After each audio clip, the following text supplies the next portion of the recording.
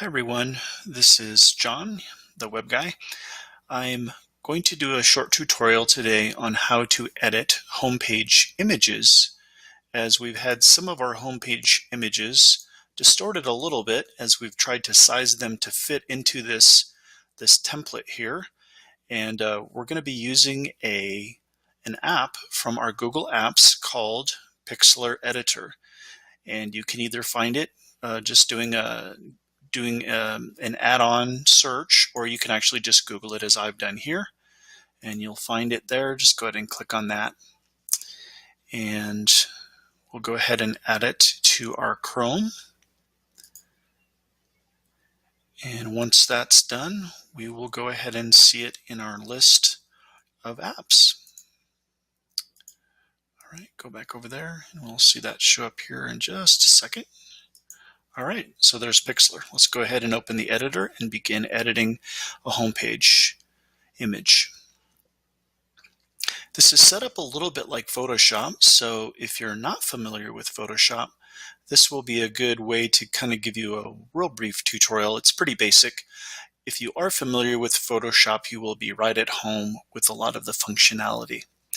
I will include with this video a template that I have set up that is for homepage images. And let's go ahead and open that up so that you guys can see that. And this will just make the process of editing the homepage image just a little bit easier. And there we go. It's right there. Open that up. Okay, so right here you see this is the bare template where the image will go. And specifically, it's the size that we need.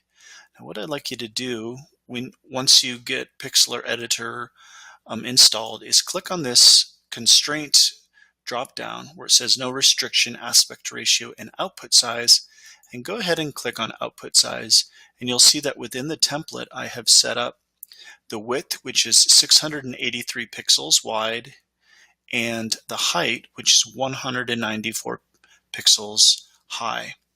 And so that will be important as we will edit our first image. So let's just go ahead and just grab an image, and I'm gonna choose this image here of an octopus. We can go ahead and just drag this down. We can obviously see that the image will not fit within this template size, so that's why we're gonna have to crop. So the first, I'm gonna show you two ways to do this. You can choose which way works best for you. Right now we've activated the crop tool, and by simply doing a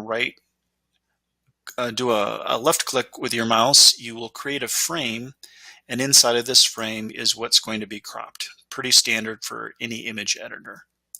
What's nice about this, and to get out of the framing, just go ahead and hit the escape key. Let's say like you had a large master image, but you only wanted to select a very small portion of that. What's nice about this cropping is even though this seems like a very small image, it's actually going to output an image that is 683 by 194. So that's kind of cool. So let's go ahead and increase the size of our frame so that we can include as much of this octopus. And once we are done with that, once you've decided on the complete frame, then go ahead and hit the enter key, and that will crop the image. Now let's just go ahead and put this up to 100% so that you can actually see this in actual size. And so this cropped is the exact same image as our template.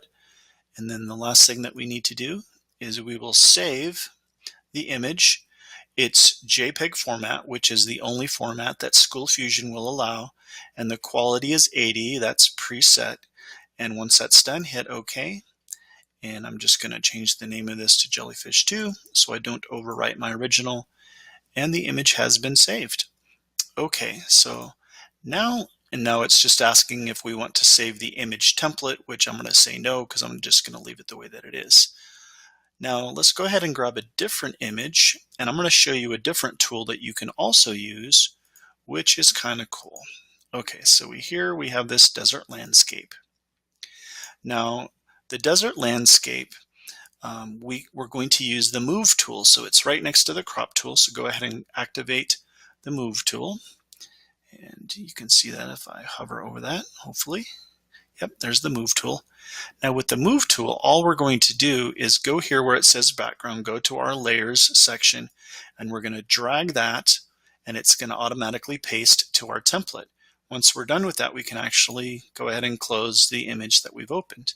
And now inside of our template, we just click down on our left mouse key, and we can now drag the image to exactly where it is within the template.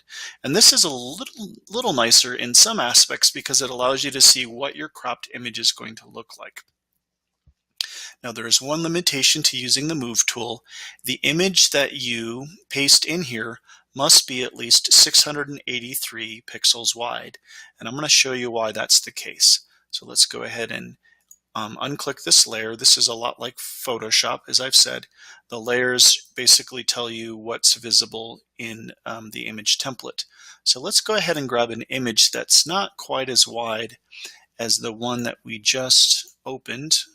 And so here we have this impact mentoring logo, and we're going to drag that up, and automatically we see that this is not nearly as wide, so we're going to have a lot of empty space over here. So this is not going to work for our purposes. So I'm going to go ahead and uncheck that and recheck the background for the desert, and we perform the same functions when we save. But we will need to change the format because the PXD is actually the template format for Pixlr, and that's the slideshow template that I created. So just change that to JPEG. The quality is 80, that's just fine. And we'll go ahead and hit save.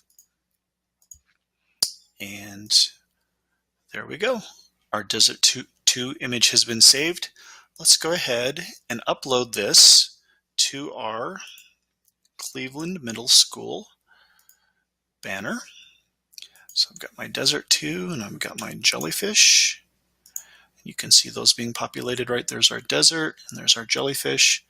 Now let's go back to the home page, and we're going to see once I reload this that our desert has been added in. Looks very nice. And 2 more photos, we'll see the octopus, which has been. Now you'll see that part of the head of the octopus has been cut off because the logo here clips the left portion of the image. So just remember as you crop to make sure that you have all of the visible part of the image to the right, because there's going to be about 50 to 60 pixels to the left of the homepage image that will not be visible. All right, that should do it for the tutorial for the SchoolFusion homepage image editing. If you do have any questions, please feel free to give me a call, and I will make the slideshow template available with this video. Thank you very much.